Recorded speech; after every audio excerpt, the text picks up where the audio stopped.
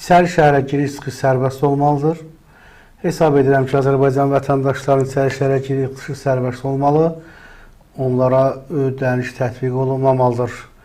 Qiymət tətbiqi yalnız xarici turistlər və qonaqlar üçün nəzərdə tutulmalıdır. Təəssüf ki, bu fikirlər bəziləri tərəfindən yanlış başa düşüldü. Bu sözləri Demokrat açıqlamasında Tahir Rzayev deyib. Deputat bildirir ki, məsələ ilə olduqca vacibdir. İçəri şəhər tariximizin və mədəniyyətimizin nadir nümunəsidir. Buranın qorunması yalnız dövlətin deyil, hər bir vətəndaşın borcudur. Son illərdə içəri şəhərin abadlaşdırılması və təhlükəsiz şəkildə insanların istirahət etməsi üçün görülən işlər təqdirə layiqdir. Bakıya gələn turistlərin əksəriyyəti məhz bu məkanlarla maraqlanır. Ona görə də bu unikal ərazinin qorunması üçün əlavə tədbirlər və qaydalar artırılmalıdır. Qiymət məsələsinə gəlincə Azərbaycan vətəndaşları üçün ödəniş nəzərdə tutulmamalıdır. Xaricdən və regionlardan gələn şəxslər üçün isə qaydalar çərçivəsində məntiqli əsaslarla bu cür tətbiq ola bilər. İçəri şəhərdə yaşayanlar və şəxsi nəqliyyatdan istifadə edənlər üçün isə düzəliş edilməlidir. Əldə olan ödənişlərin isə içəri şəhərin abadlığına yönəldilməsi müsbət haldır və İnsanlar da bunu anlamalıdır. Qeyd edək ki, içəri şəhərin nadir tarixi siması qorumaq üçün bir sıra addımlar atılıb. Ərazidə maşın sayı müəyyənləşdirilmiş limiti keçdiyi halda ilk 15 dəqiqə üçün 3 AZN, bu müddətdən sonra növbəti hər saat üçün 5 AZN ödəniş alınacaq. Hər saata 5 AZN, 5 manat. Sizcə bu bahadır, yoxsa ucuzdur, əziz dostlar? Növbəti bahalaşmadan dostlar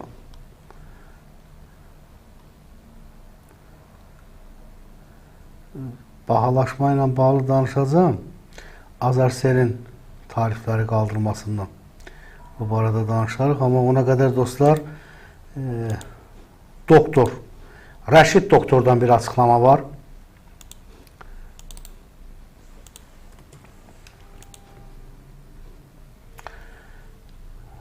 Bizim özünə məxsus, yazılmayan, məhz bizə məxsus olan adətlərimiz var. Rəşid Mahmudov deyir. Xarici ölkələrdə xərçəng xəstələrinin üzünə deyirlər ki, səndə filan xəstəlik var, qorxma. Biz bunu müalicə edəcəyik. Nə qədər yaşaya biləcəksənsə, o qədər də yaşayacaqsan. Həkimin vəzifəsi bir saniyədə olsa, bir dəqiqədə olsa, bir ayda, ildə olsa xəstənin ömrünü uzatmaqdır. Həkim Allah deyil ki, səni bir ömür yaşatsın. Həkimin vəzifəsi ömrü uzatmaqdır. Həkimin bu vəzifə, bu funksiyası var. Bizim ölkədə isə xərçəng xəstələrin üzünə demirlər ki, sən xəstəsən.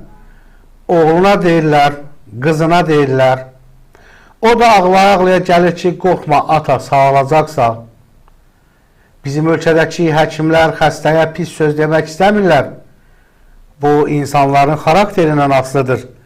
Həkimlik elə-belə peşə deyil ki, həkim çox insanı xüsusiyyətlərə malik bir adama deyirlər.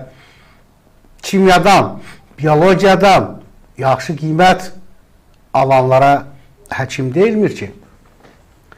Bunun moderatör açıqlamasında Azərbaycan Tibb Universitetinin dosenti, fizyolog, tibb üzrə fəlsəfə doktoru Rəşid Mahmudov bildirib. O daha sonra əlavə edir. Həkimlərin hamısı eyni deyil ki, dünyada 4 tip insan növü var.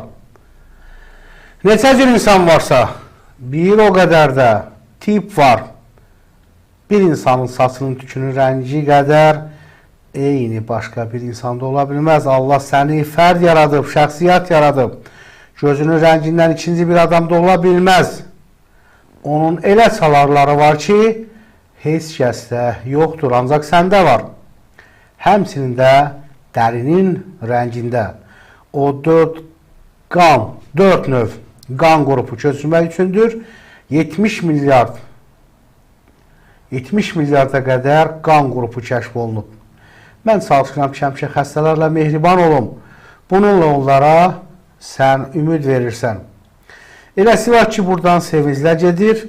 Mən çalışıram ki, hər şeyin izahını onlara kitablarla, elmlə verim.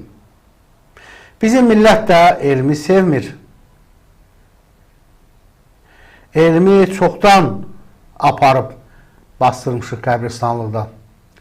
Bunları mən yazmamışam ki, alimlər yazıb. Elmsiz həyat yoxdur, hər şey elmdir. Allah da elmə üstünlük verir deyə doktor. Azərbaycan Tibb Universitetinin dosenti, tibb üzrə fəlsəfə doktoru Rəşid Mahmudov deyir. Dostlar, burada Rəşid Mahmudov deyir ki, xaricdə xərçəng xəstələrinə deyirlər ki, xəstəsən.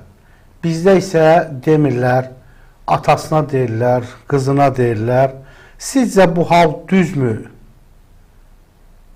Xaricdə insanların üzünə deyirlər ki, sən xərçəng xəstəsisən. Azərbaycanda isə bunu demirlər. Sizcə bu düzgün haldır, yoxsa yox, dostlar? Çox xahiş edirəm. Yazın, bəyənin, paylaşın.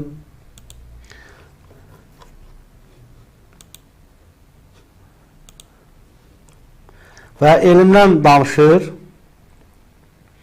Elə indi bir xəbər yayıldı ki, demək, 2024-2025-ci il tədris ilində ümumi təhsil müəssisələrində çalışan kişi müəllimlərin sayı 19.930 nəfərdir. Bildirib ki, onlardan 1781 nəfər ibtidai sinif müəllimidir. 19.000 nəfər kişi müəllimdir. Neçə faiz eləyir? 81% qadınlar təşkil edirdi. İndi neçə faizə qalxıb, dostlar?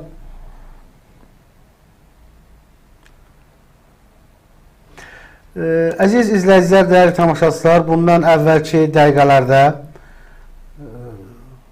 Zahid Orucu regionlara qayıdışla bağlı Milli Məclisə bir təklifi səsləndirildi və həmin təkliflə əlaqədar mən dedim ki, geniş bir müzakirə mövzusu açarıq. İndi o xəbəri diqqət sizə çatdırıram və bizdə indi canlı yayıma qoşulanlar var, onlar efirə qoşulacaqlar. Laçın rayonundan köçlə bağlıdır, dostlar. Ev ala bilməyən insanlar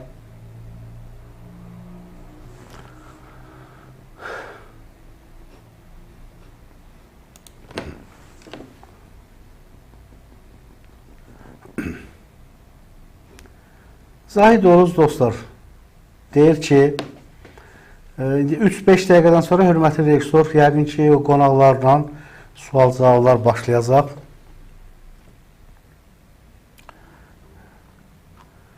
Zahid Oruz, dostlar, deyir ki, bu rayonlarda qiymətlər aşağı düşürülsün, insanların regionlara köçündən ötürü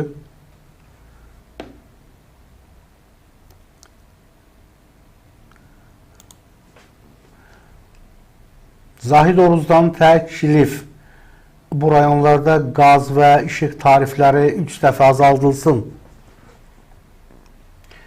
Ölkəmizdə ümumilikdə 2023-cü ildə əhali tərəfindən 3,9 milyard kubmetr, Bakı şəhərində isə əhali tərəfindən 1,4 milyard kubmetr qaz istehlak edilib. Yəni, ölkə üzrə təbii qaz istehlakının 36% paytaxtın payına düşür. Zahid Oruz deyir, dostlar, bugünkü iclasda deyir və əsas nəyə gəlmək istəyirəm?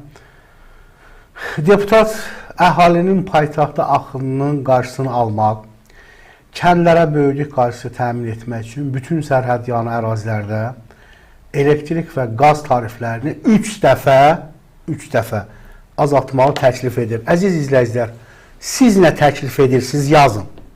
Və davam edirəm. Deputat deyir ki, üstəlik Gədəbəy, Kürdəmir və Bakıda orta illik temperatur fərqli olduğu üçün 7 ay soyuq şəraitdə yaşayan əhali diferensial tarifləri tətbiq edilmənin əsası var. tətbiq etməyin əsası var. Onun hər hansı büdcə etkisi olmayacaq. Əksinə, əhalinin geri dönüşü artdıqca sıxlığın yaratdığı problemlər, mənzil, əmək və yollar, körpülər, keçidlərə qoyulan sərmayələri bölgələrə yönəltmək mümkün olacaq. Tarif siyasəti ilə yanaşı maaşlar və iş yerlərinin bölgələrdə açılmasına yönələn güzəştlər siyasəti ilə biz daxili miqrasiyanın yalnız bir istiqamətdə getməsinin qarşısını ala bilərik. Dostlar, deyir ki, 3 dəfə qaz və işıq tarifləri azaldılsın. Zahid Oruz bunu təklif edir. Daha nə azaldılsın, daha nə çoxaldılsın, daha hansı tədbirlər həyata keçirilsin ki, kənddən şəhərə axın olmasın. Və əziz dostlar, mən sizə bunu deyirəm, vaxt gələcək, regionlara geri dönüş üçün insanlar növbəyə düzüləcəklər. Həyat yalnız əyalətlərdədir. Paytaxtlar insan üçün yaşam yeri deyil, bezdirici. Düzdür, paytaxtda insanlar gəlir, işləyir, pul qazanır, pul alır, amma belə baxanda paytaxtda qazandığım pul elə də bir artımlı deyil. Çox təəssüflər olsun ki, bəlkə də dünyada yeganə Azərbaycan dövlətində regionların əhalisinin, Azərbaycan əhalisinin yarısı paytaxtda toplaşır. Və Zahid Oruz bir ifadə işlətdi ki, 3,5 milyon 2028 neçə 2026-da Azərbaycanda paytaxt əhali olacaq. Elə indi 4 milyon var da, bu statistika ilə mən razılaşmıram. Var, 4 milyon var. Və əziz dostlar, dəyərli tamaşaçılar, çox xahiş edirəm kanalda olanlar verilişi bəyənib paylaşın. Kəndlərlə bağlı daha hansı addımlar atmaq lazımdır? Deputat deyir ki, tariflər aşağı düşsün. Qaz, işıq. Düzmü? Düz deyir.